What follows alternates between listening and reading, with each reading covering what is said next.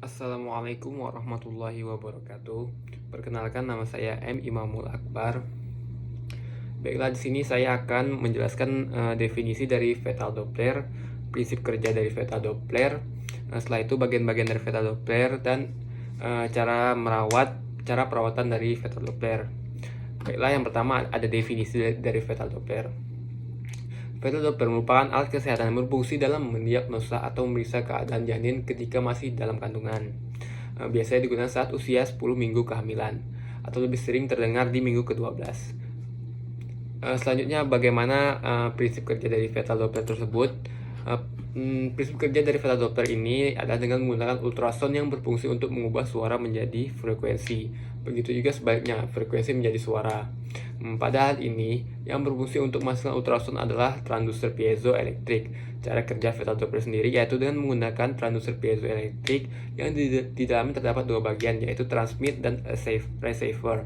Sinyalnya keluar dari osilator sebesar 2,5 MHz, membuat transmitter bekerja memancarkan sinyal ke jantung. Baiklah, untuk bagian-bagian dari fetal Doppler tersebut, itu yang pertama ada layar display atau LCD. Selanjutnya ada pengatur volume, ada tombol on off-nya untuk menghidupkan dan mematikan fetal Doppler tersebut. Selanjutnya ada probe ultrasonic. Selanjutnya ada speaker, dan untuk aksesorisnya itu menggunakan jelly.